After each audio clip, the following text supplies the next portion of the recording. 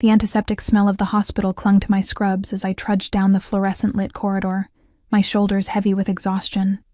12 hours into my shift as an ER nurse at Manhattan General, and the cacophony of beeping monitors, squeaking gurney wheels, and pained moans had become white noise, a soundtrack to my unremarkable existence. "Natalie, we need you in room 4. Dr. Patel's voice cut through my mental fog. "Blood bank's running low on O-negative for the John Doe from the shooting. Any donors on staff?" I raised my hand before my brain fully processed the question. I'm O-negative, universal donor. The one good thing my absent father had given me. Rare blood that could save anyone. Perfect donation room, now. I wasn't supposed to be here tonight, a last-minute shift swap with Cindy, who had concert tickets she couldn't bear to waste. One small decision that would unravel the careful simplicity of my life. The donation chair's vinyl was cold against my skin as the phlebotomist, a new guy I didn't recognize, prepared my arm. Through the glass partition, I glimpsed frantic activity in the trauma room across the hall. Whoever needed my blood was important enough to warrant 6 medical staff hovering around the bed, their faces grim with concentration. "Any chance you know who he is?" I asked, wincing as the needle slid under my skin. "Some European businessman," the phlebotomist replied, his voice deliberately casual in that way that suggested there was more to the story. "Drive by on 5th Avenue. Pretty brazen hit, if you ask me." I tried to peek around the partition again. All I could see was a forest of IV poles and a glimpse of olive skin, dark hair, and crimson-stained sheets. Something about the deliberate way the blinds were being drawn, the suited men appearing in the hallway speaking urgently into earpieces. This wasn't a normal patient. The blood flowed from my veins, dark and viscous, destined for the stranger's body. Something primal whispered in my mind. "A part of you will be inside him. You'll be connected." I shook away the thought. 20 minutes later, lightheaded but functioning, I continued my shift. The trauma wing had grown eerily quiet. The mystery patient moved to a private room on the top floor with security I'd never seen before at Manhattan General. Rumors rippled through the staff. Organized crime, witness protection, foreign dignitary. I was too exhausted to care. 3 days later, I'd nearly forgotten about my donation. Life continued in its comforting routine. Work, home to my tiny apartment, microwave dinner, sleep, repeat. The solitude suited me after the chaos of the hospital. No one needed anything from me once I clocked out. The envelope appeared under my door on a rainy Thursday evening. Heavy cream stationery, my name written in elegant script. Inside, a simple note on watermarked paper. "Thank you for your gift of life. Some debts can never be repaid, but I shall try."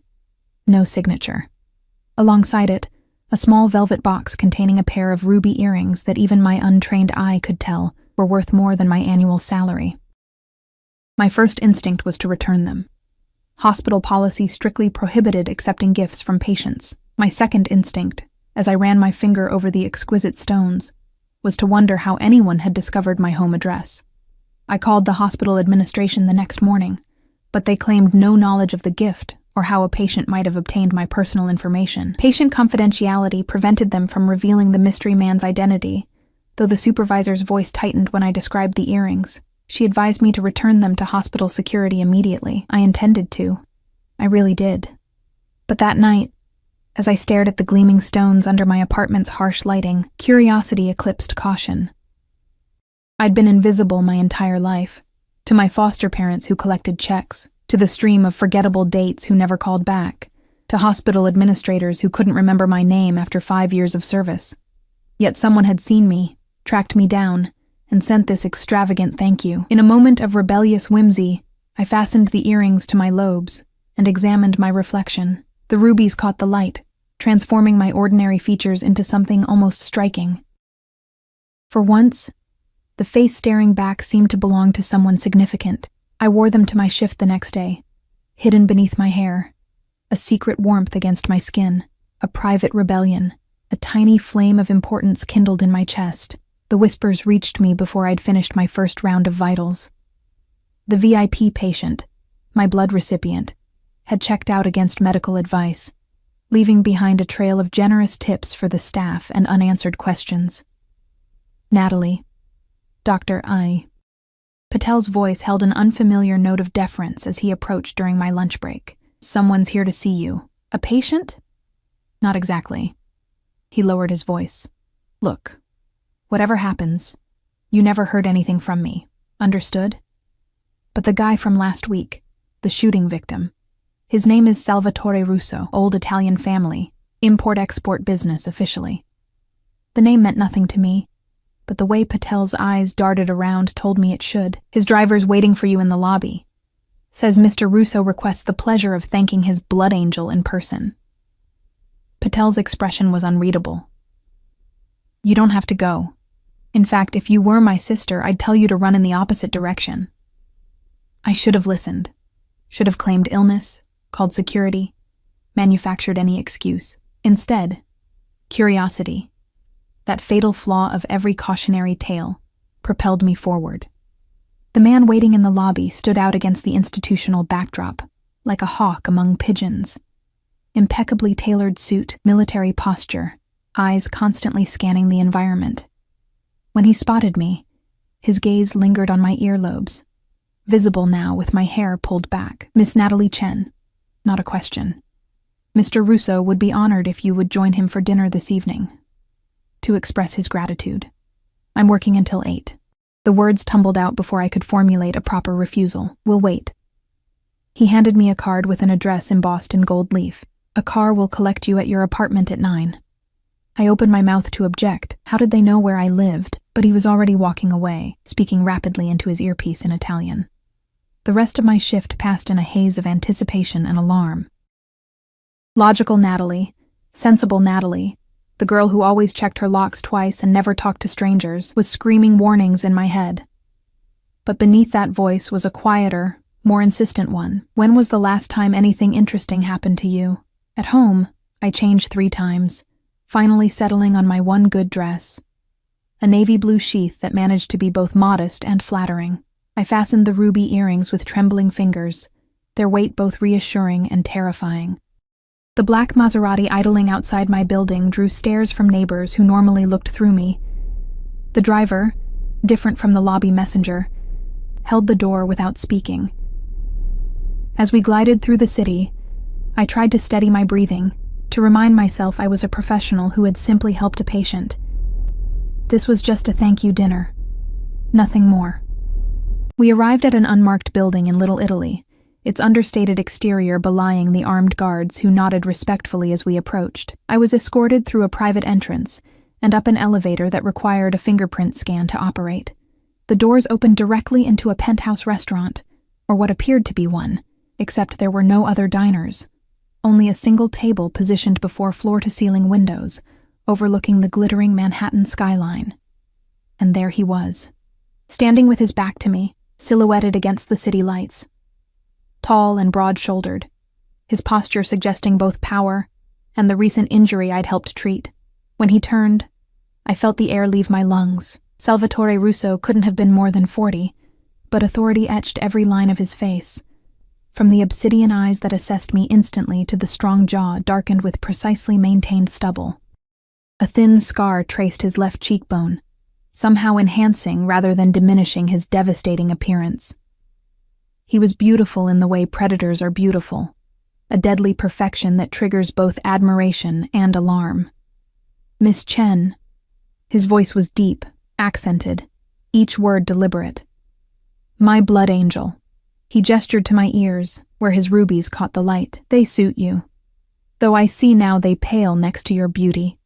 I should have corrected him, should have clarified that I was simply doing my job, should have maintained professional distance. Instead, I blushed like a schoolgirl and accepted the seat he pulled out for me. "I don't normally accept gifts from patients," I managed to say as a waiter appeared with champagne. "I am not a normal patient." His smile didn't reach his eyes, and technically the hospital regulations apply to gifts under $5,000. These were somewhat more. My hand froze midway to my glass. "I can't accept. You already have." He lifted his own glass. Two connections formed in blood. The champagne slid down my throat, cool and effervescent. I noticed a bodyguard positioned discreetly by each entrance, their attention split between the exits and their employer. "Mr. Russo, Salvatore, please. He leaned forward, and I caught his scent. Expensive cologne layered over something uniquely male. Do you know what it means when someone saves your life, Natalie? I didn't save. In the old country, we believe it creates a bond. Your blood runs in my veins now. His gaze dropped to my throat, where my pulse hammered visibly.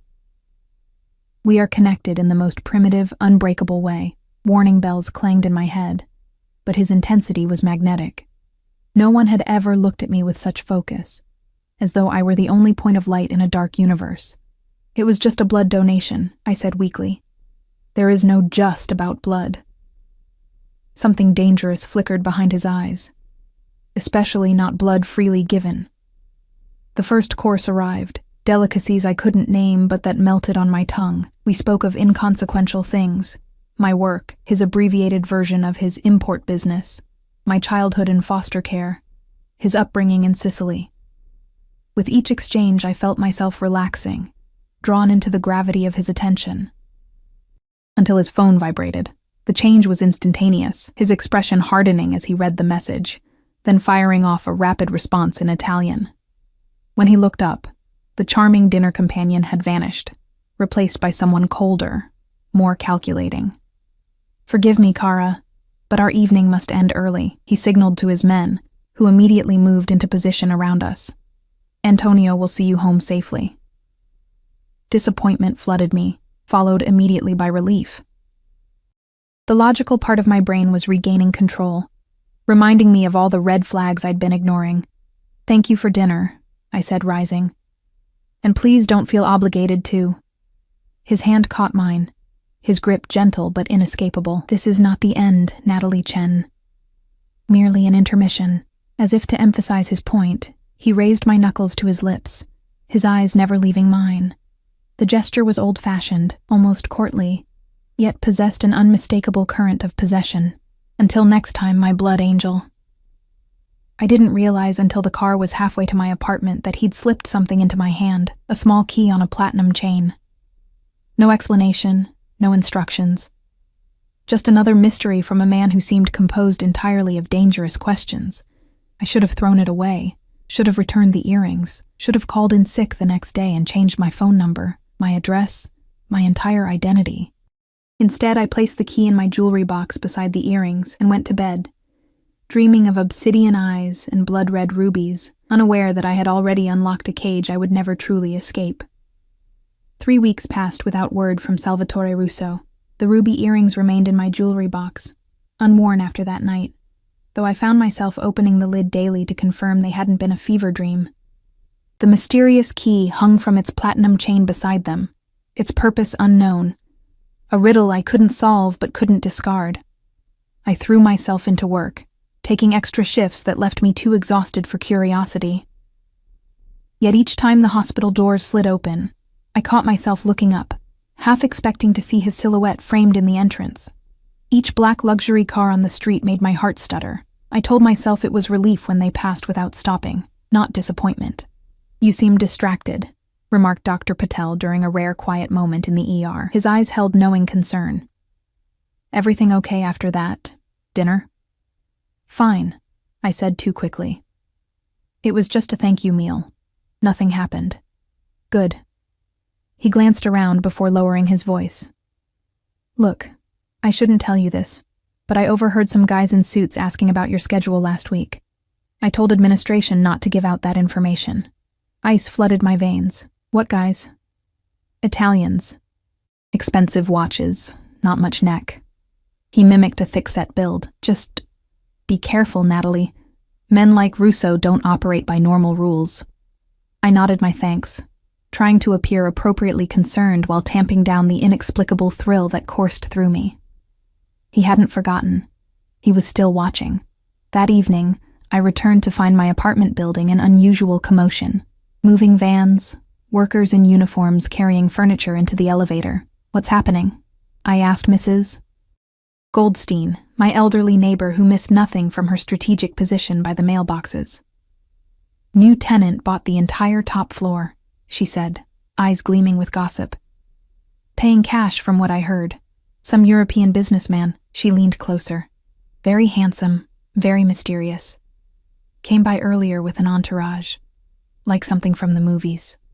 My pulse quickened. The whole floor? That's 4 apartments. Knocked down the walls already. Carlos says they're working round the clock. No expense spared. She patted my arm. Maybe you'll catch his eye, a pretty girl like you. If only she knew. I took the stairs instead of waiting for the elevator, needing time to process this development. It couldn't be coincidence. My building was unremarkable, in a neighborhood better described as convenient than desirable. No European businessman would randomly select it unless... The hallway to my apartment appeared unchanged, but something felt different. The air carried a faint scent of fresh paint and expensive cologne.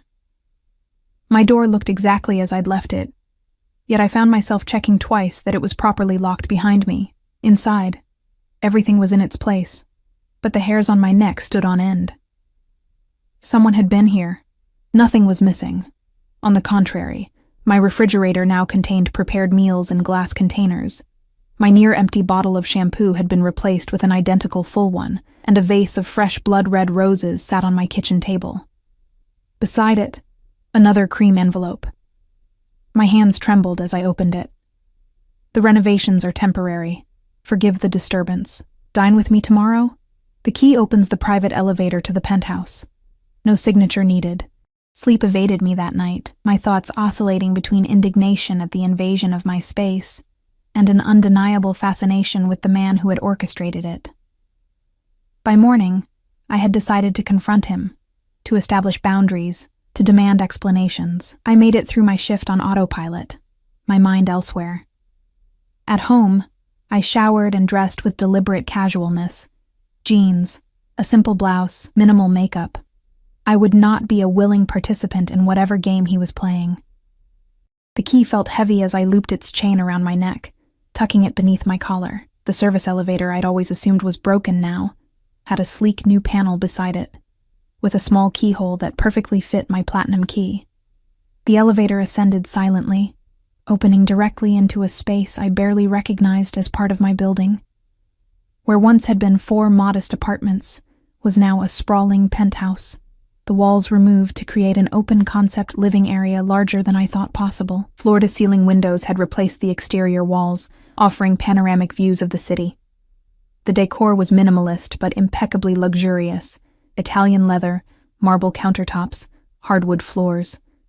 Salvatore stood at a wall of windows, backlit by the setting sun, a glass of amber liquid in hand. He wore charcoal trousers and a crisp white shirt open at the collar. More casual than our first meeting, yet no less commanding. A fresh scar peeked from beneath his sleeve. Surgical, from the bullet wound that had brought him into my life. Right on time, he said, without turning, as if he could sense my presence. Punctuality. I admire that in a woman. What is this?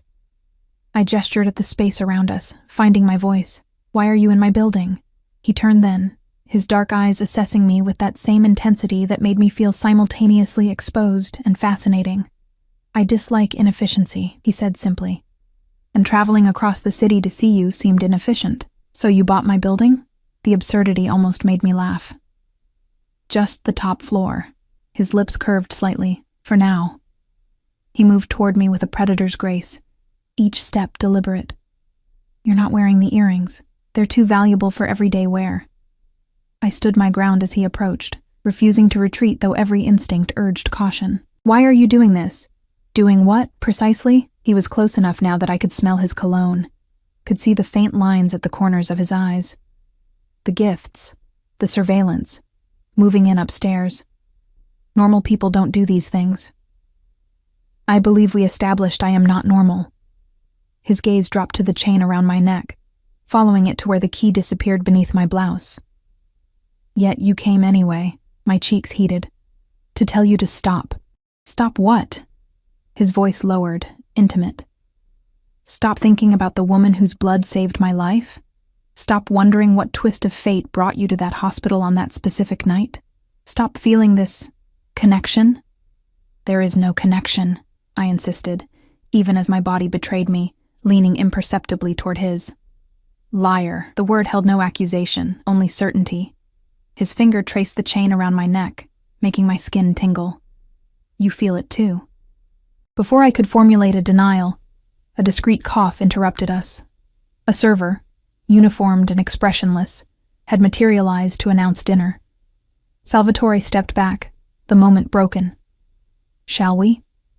The dining room overlooked the city's lights, now twinkling in the dusk.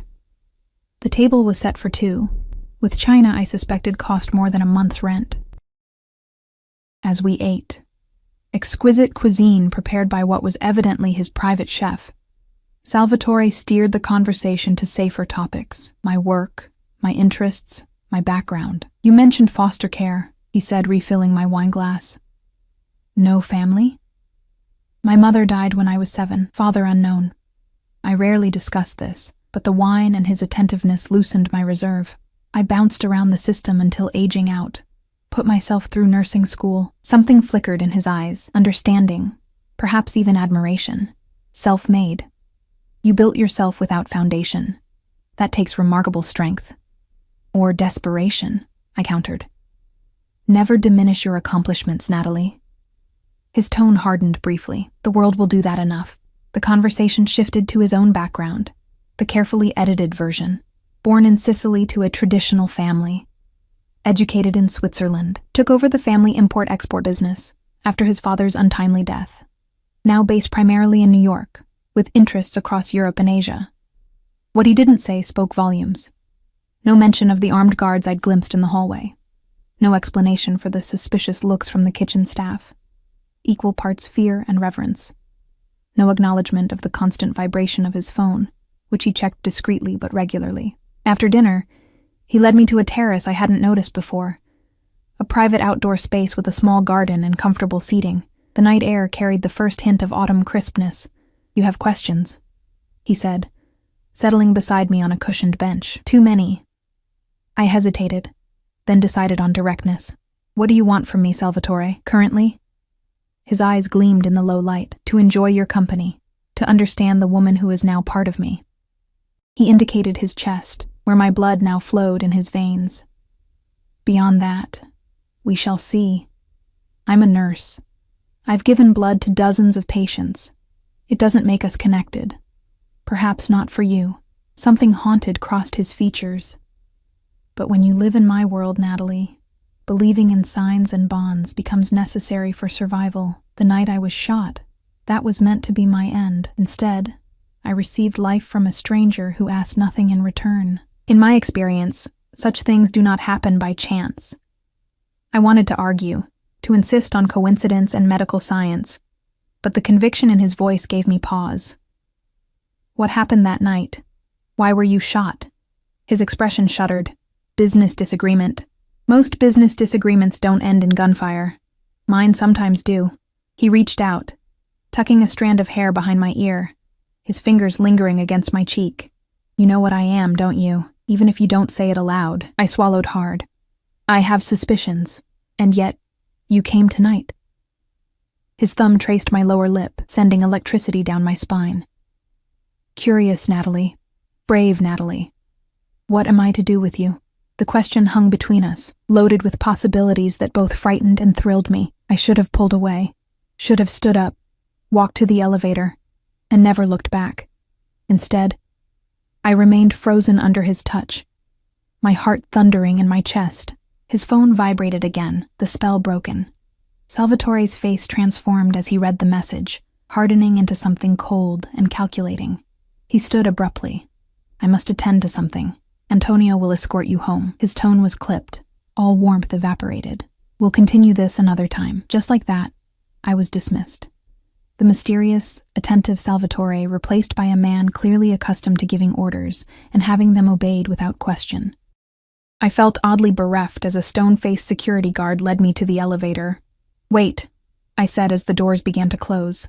"How will I—" "Keep the key, Cara," Salvatore called from across the room, already speaking rapidly in Italian to someone on his phone. "You'll know when to use it." The elevator descended to my floor, leaving me with more questions than answers, and the unsettling realization that I was already anticipating our next encounter.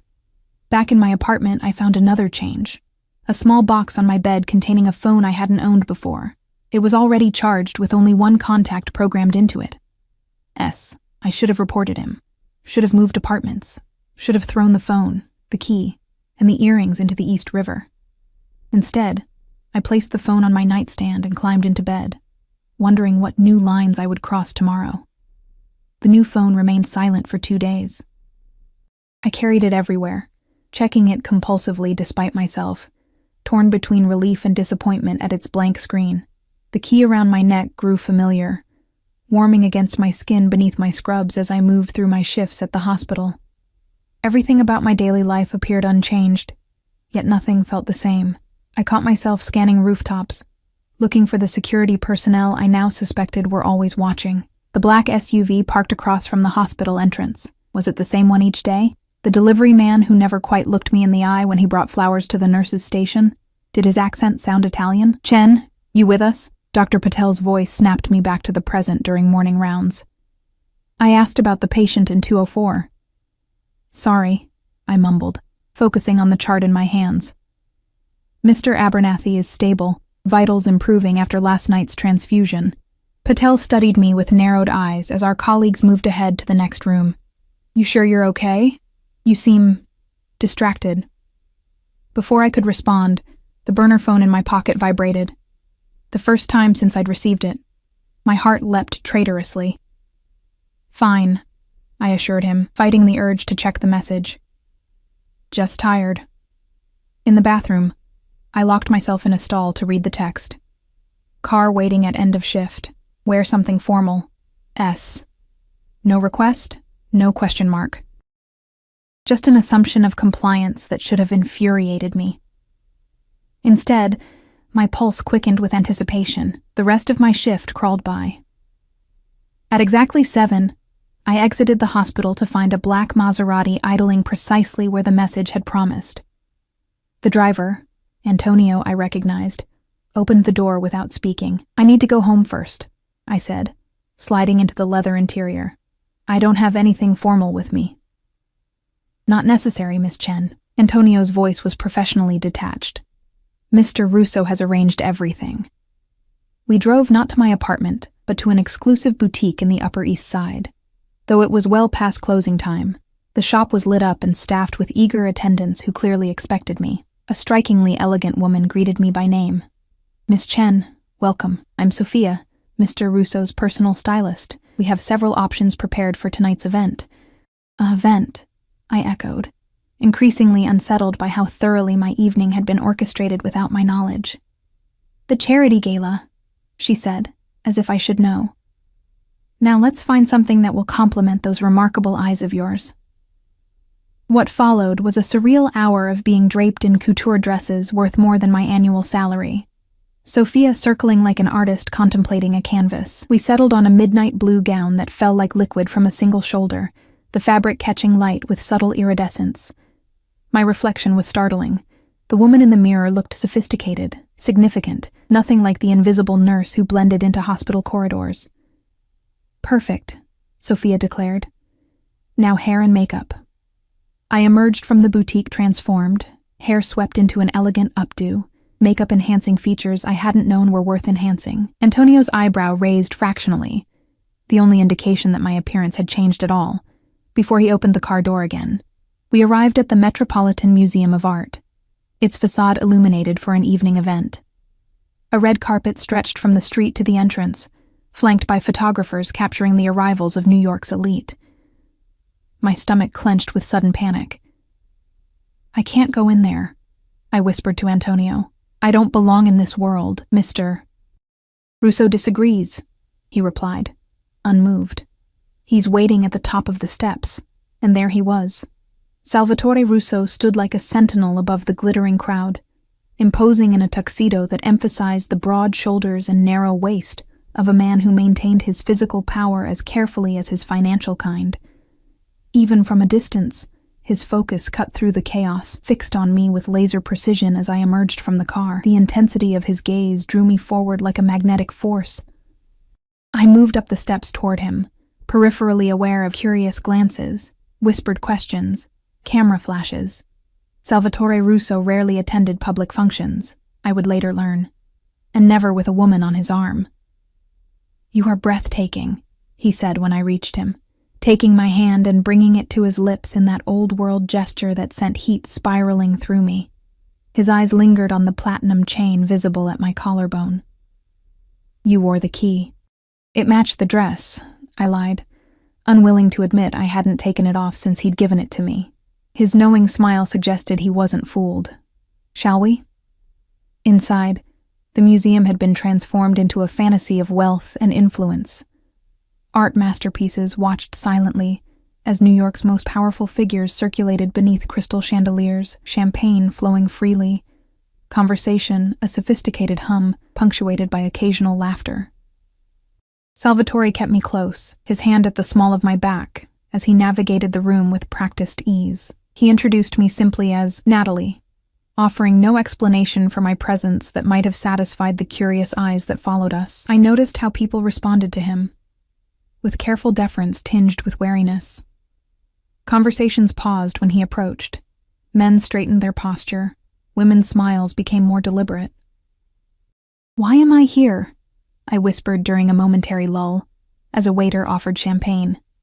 "Because I wished you to be," he answered, scanning the room with the vigilance I now recognized as constant, "and because it's time certain people understood your significance." "What significance?" "I'm just a—" "Never just anything, Kara." His voice hardened slightly, especially not with me. And before I could press further, we were approached by an older man with silver hair and cold eyes, flanked by a young woman dripping in diamonds who looked barely 20. "Russo," the man acknowledged, his accent distinctly New York. "Didn't expect to see you tonight." "Martinelli." Salvatore's posture subtly shifted, angling slightly between me and the newcomer. "I make exceptions for children's hospitals." Of course.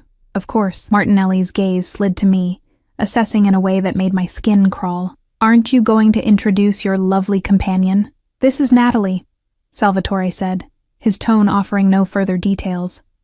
Charmed, Martinelli extended his hand, which I took automatically. He held it a beat too long. "You've been keeping this beauty a secret, Salvatore. Not like you to be so possessive." Something dangerous flickered across Salvatore's face. "Perhaps I've found someone worth possessing."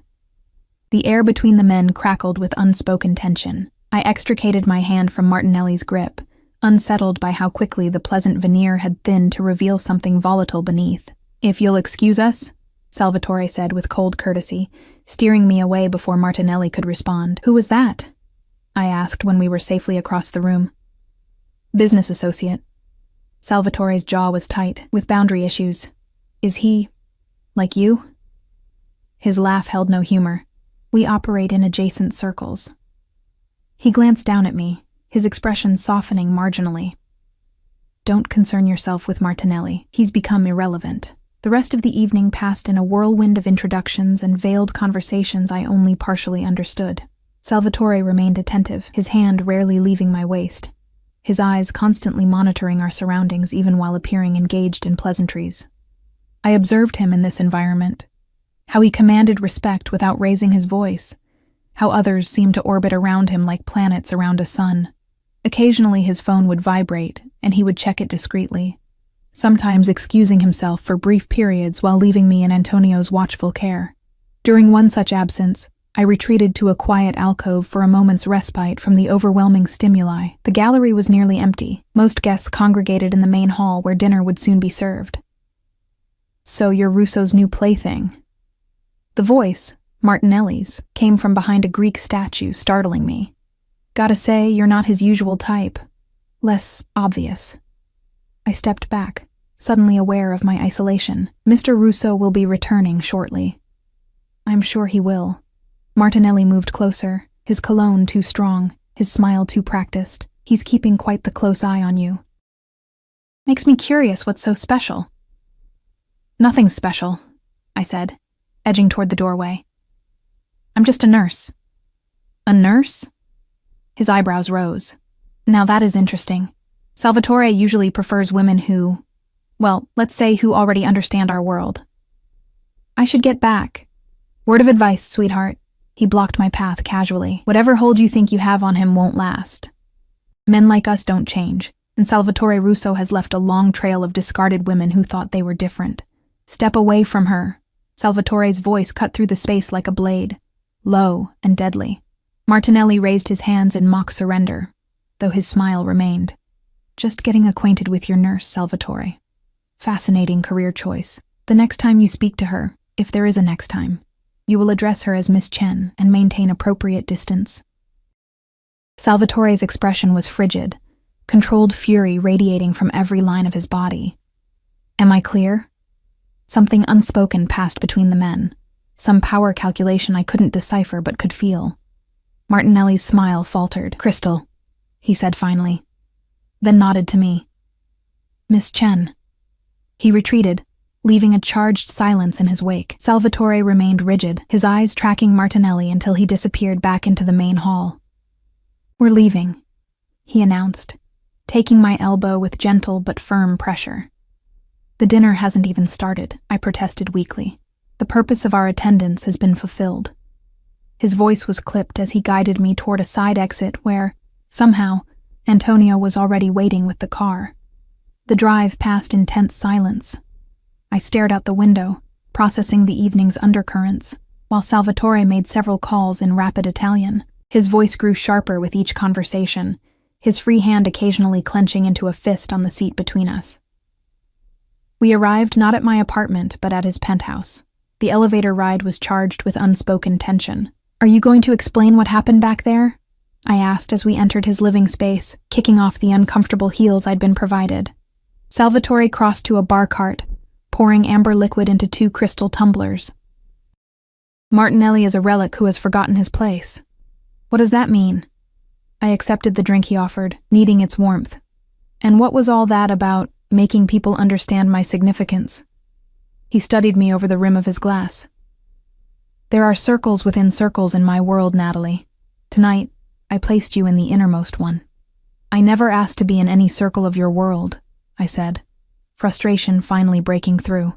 You've orchestrated this entire evening, this entire relationship, without once asking what I want, and what do you want? His voice softened dangerously. The question caught me off guard. What did I want? To return to my invisible life of work and solitude, to pretend I hadn't felt more alive in the past few weeks than in years prior. I faltered, then found my resolve. I want honesty. I want to understand what's happening here. What am I to you, Salvatore? A blood debt, a novelty, another possession. He set down his glass and moved toward me with predatory focus. You are a miracle I never expected. A woman who gave life without calculation, who sees me, the real me, without flinching. I don't see you at all, I countered. You show me only what you choose to reveal. Then ask. He stood before me now, close enough that I could feel the heat radiating from his body. What would you know? Who are you? Really, his smile was without humor. You know who I am, Cara. You've known since the hospital. Say it. He reached out, fingers tracing the chain at my neck. I am what Americans call organized crime, what Italians call tradition. My family has controlled certain enterprises for generations. The confirmation should have terrified me. Instead, it felt like exhaling after holding my breath too long. Why me? There must be women who would kill to be in your world. Precisely the problem. His thumb found my pulse point, lingering there. They want the world, not the man. You wanted neither. I still don't, I whispered unconvincingly. Liar, he said again, the same way he'd said it that first night in the penthouse. Not an accusation, but a gentle observation of truth. His hand slid to cup my cheek, and I knew he was going to kiss me. Knew I should pull away. Knew I wouldn't. His lips met mine with surprising gentleness, a question rather than a demand. For one suspended moment, I remained still, balanced on the knife edge of decision. Then something unraveled inside me. Pride, reason, self-preservation, and I was kissing him back with an intensity that shocked us both. Salvatore groaned, his control fracturing as his arms encircled me, pulling me against the solid wall of his chest. The kiss deepened, turned hungry.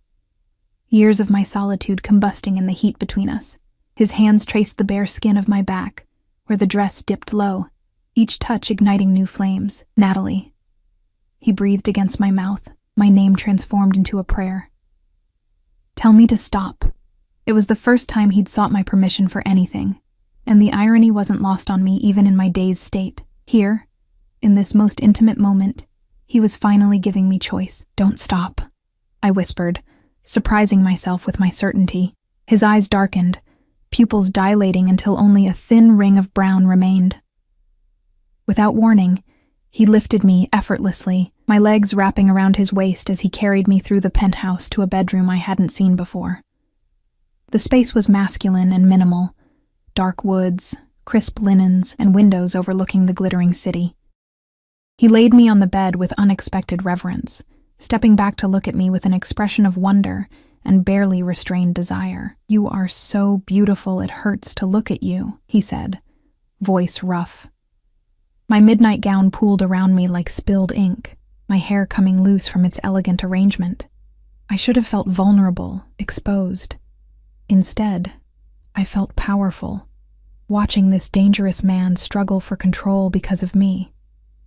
"Then don't look," I challenged softly. "Touch." Something feral flashed in his eyes. He removed his jacket, then his tie, the methodical movements at odds with the tension radiating from his body. When he joined me on the bed, the controlled facade had returned, though I could feel the leashed power in every calculated move. "Are you certain?" he asked one final time, hovering above me. In answer, I reached up to unfasten the chain around my neck, placing the key on the nightstand. "I'm choosing this. Choosing you." And what followed was a revelation.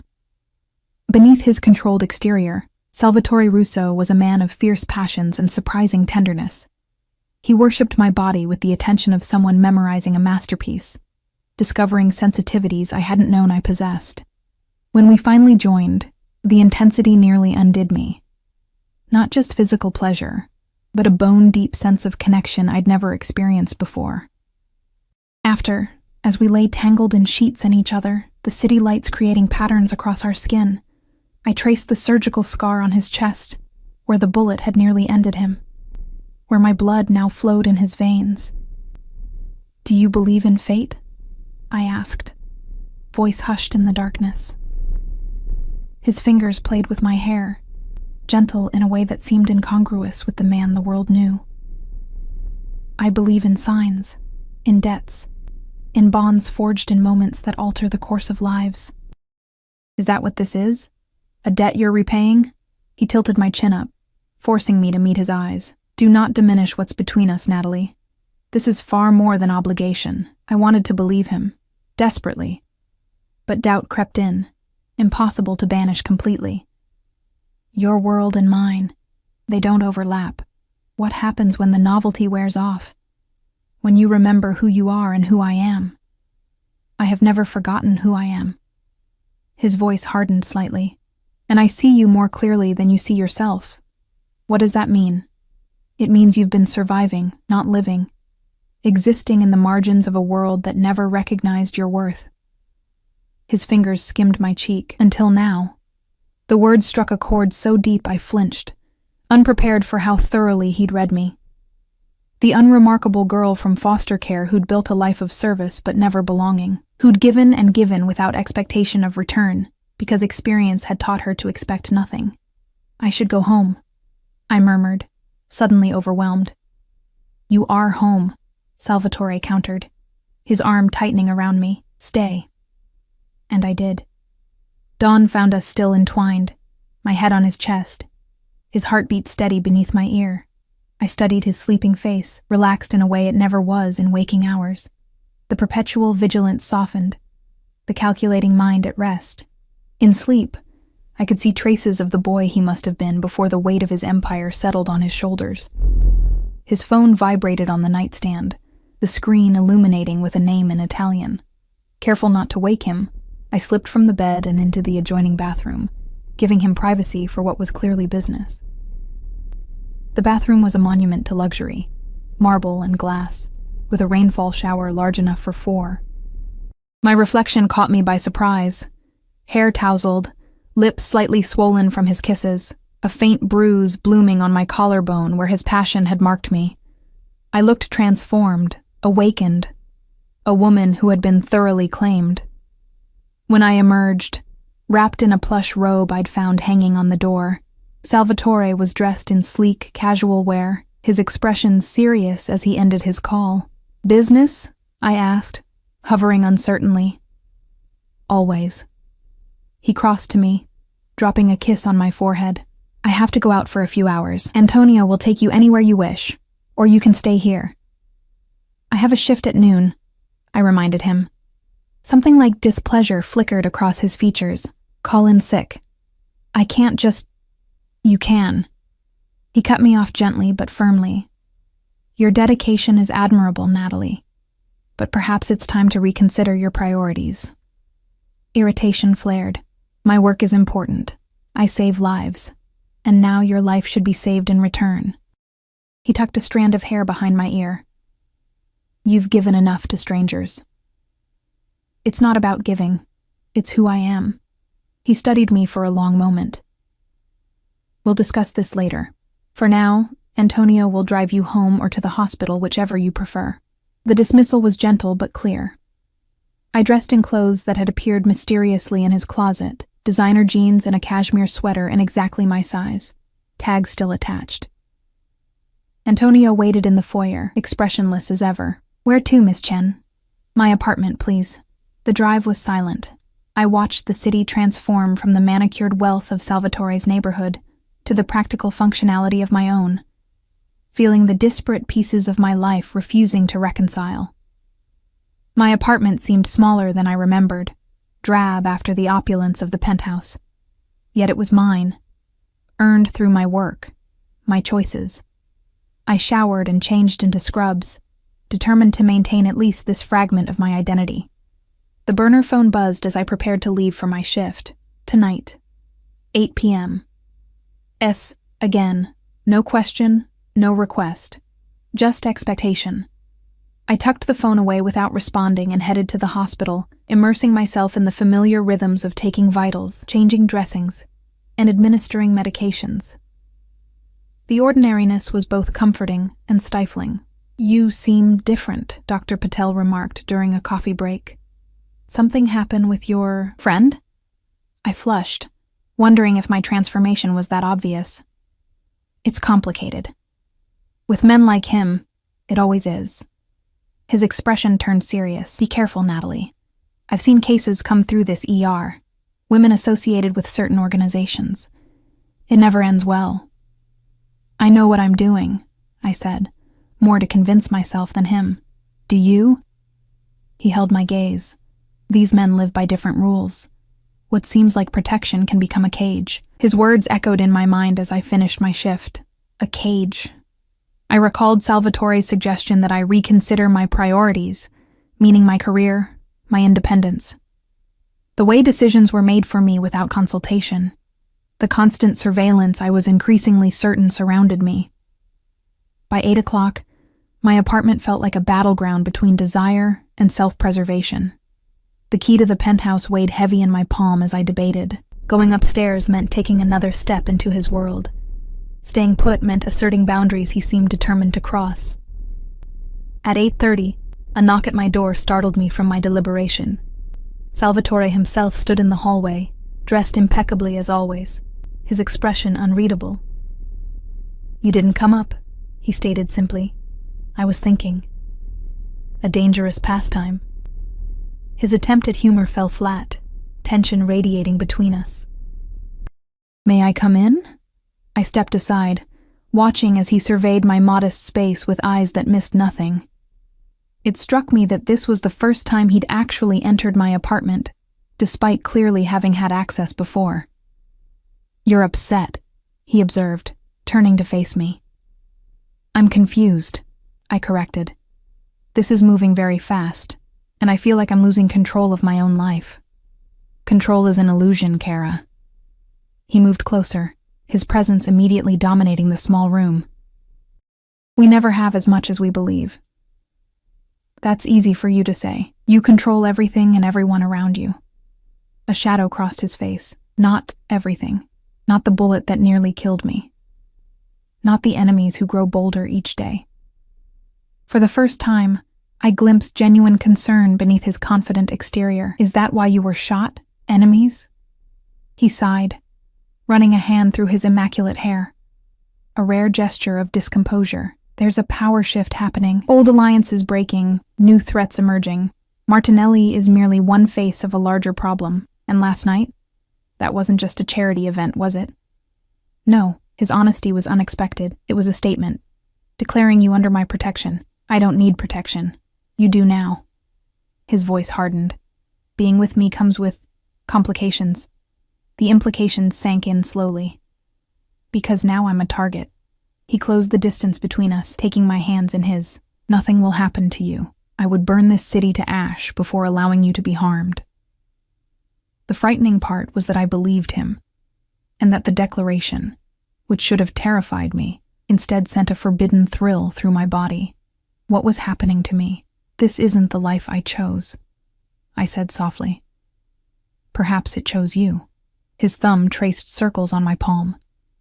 The moment your blood entered my veins. We stood in silence, the crossroads between us impossible to ignore. His world or mine, security or freedom, passion or safety. I need time, I finally said, to think, to understand what I want. Something like relief crossed his features. Not the response he'd expected, but not rejection either. Time you shall have. He brought my knuckles to his lips. But understand this, Natalie Chen. I am a patient man, but not when it comes to what belongs to me. And you?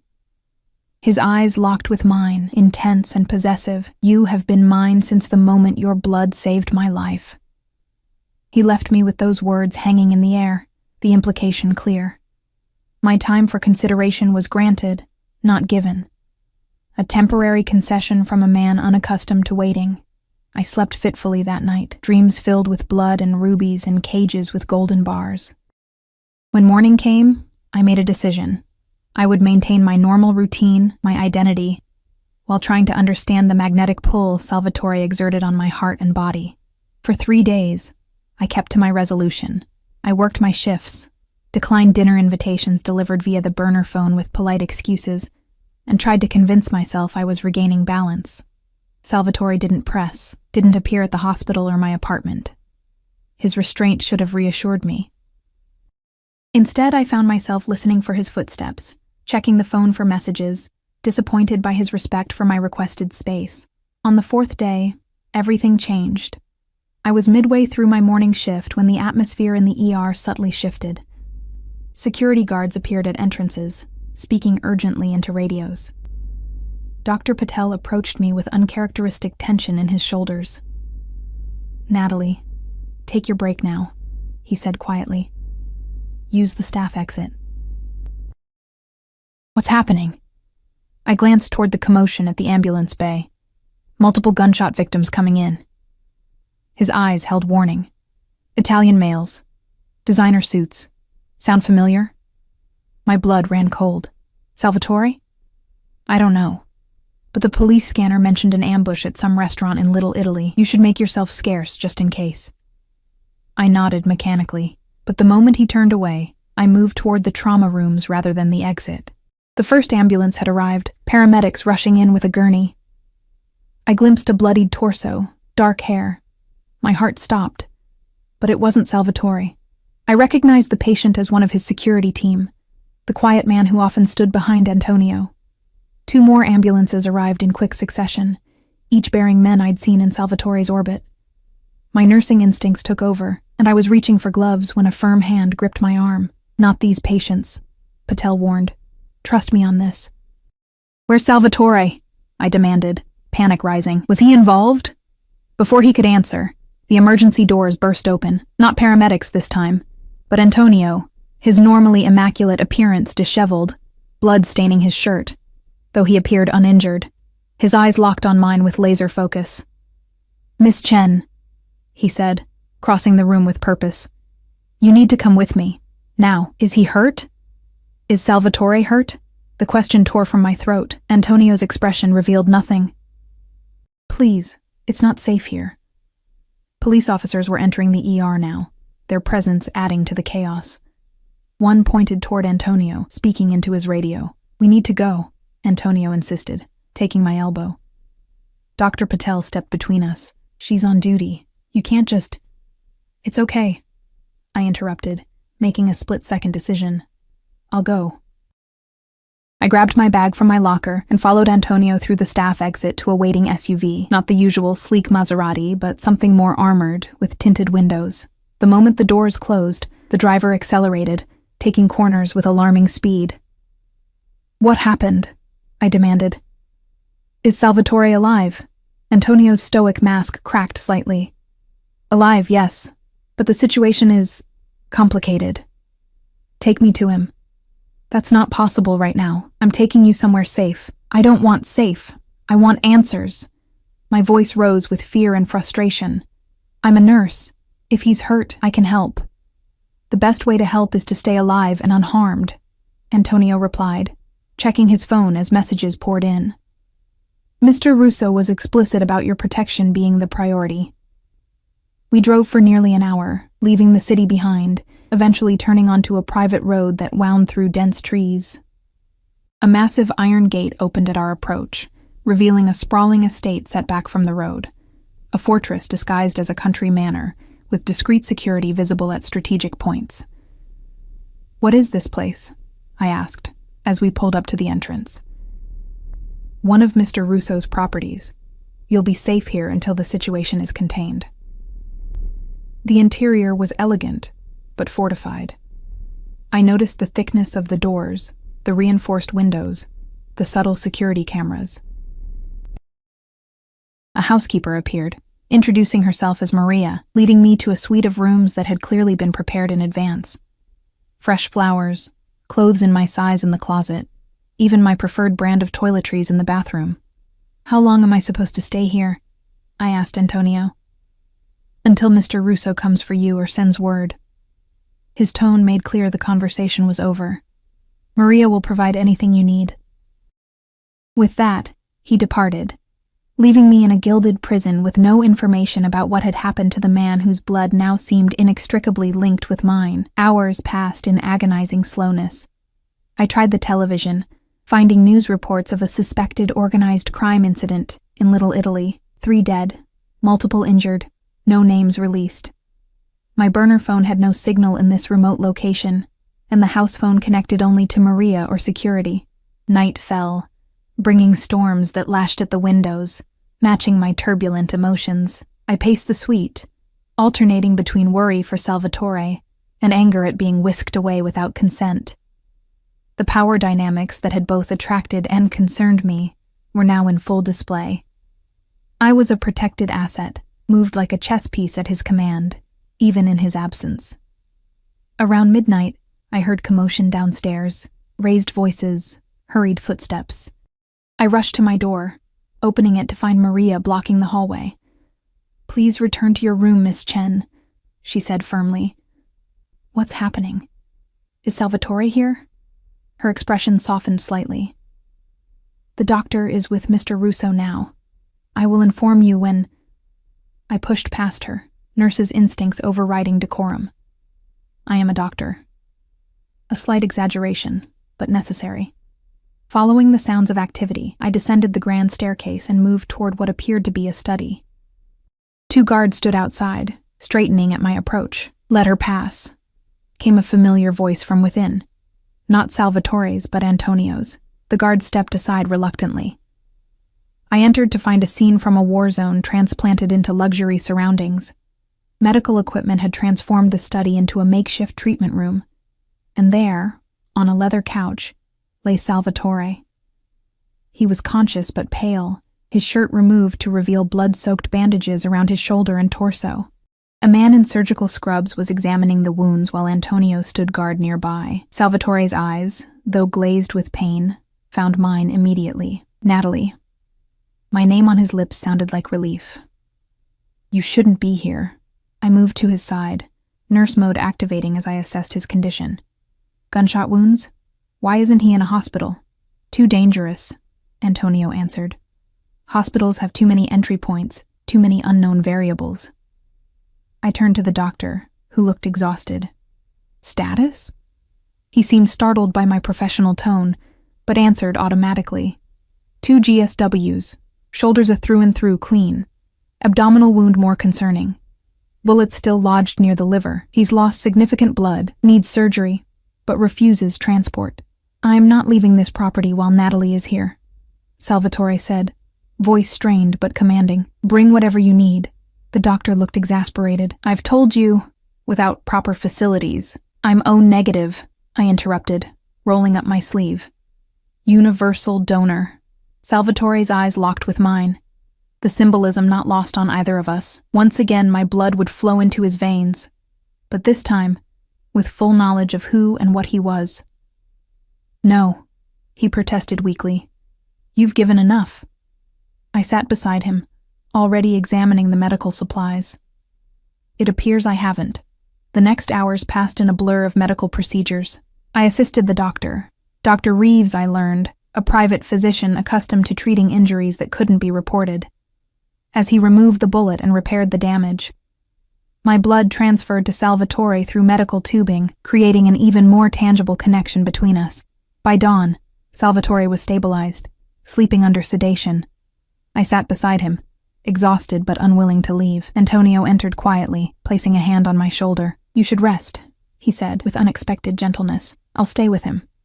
What happened, Antonio? I asked, too tired for evasion. The truth. He hesitated, then sighed. Martinelli. After the gala, he saw Mr. Russo's attachment to you as weakness, an opportunity to make a move against the family. Because of me? Horror washed through me. No, Antonio said firmly.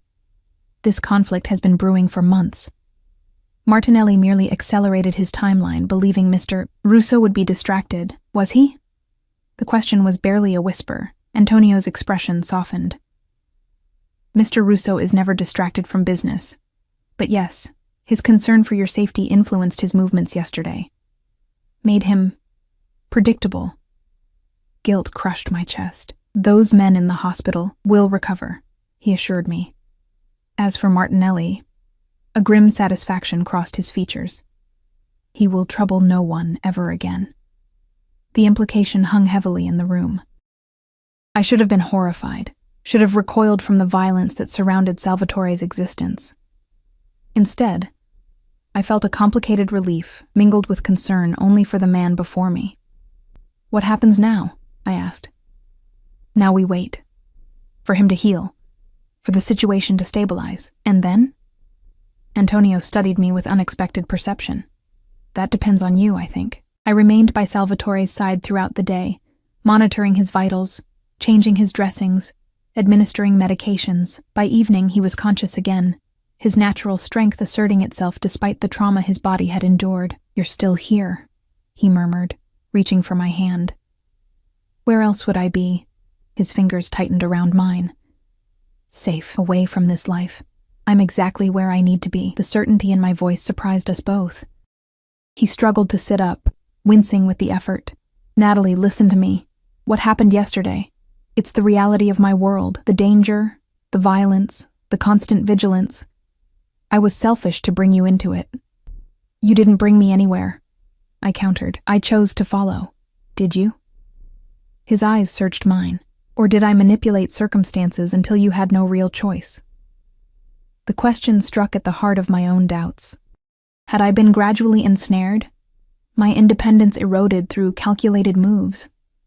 Or had I recognized something essential in this complicated, dangerous man, something that called to parts of myself I'd never acknowledged? 3 days ago, I was pulling away, I said slowly, setting boundaries, reclaiming my life. When I heard you were hurt, none of that mattered. I just needed to get to you. That's not love, Kara. That's adrenaline, crisis response. Maybe Stockholm Syndrome. His bitter laugh ended in a grimace of pain. Don't tell me what I feel, anger flared unexpectedly. I've spent my life invisible, giving pieces of myself away and expecting nothing in return. With you, for better or worse, I feel seen, valued. Even in your most controlling moments, you've never looked through me. Something shifted in his expression. Surprise, then a vulnerable hope he quickly masked. What I am cannot change, Natalie. The dangers that surround me will never disappear. I'm not asking them to. I took a deep breath, the decision crystallizing as I spoke. But I won't be a protected pet either. If I'm in your life, I'm in your life fully, not hidden away when trouble comes, not kept in the dark about decisions that affect me.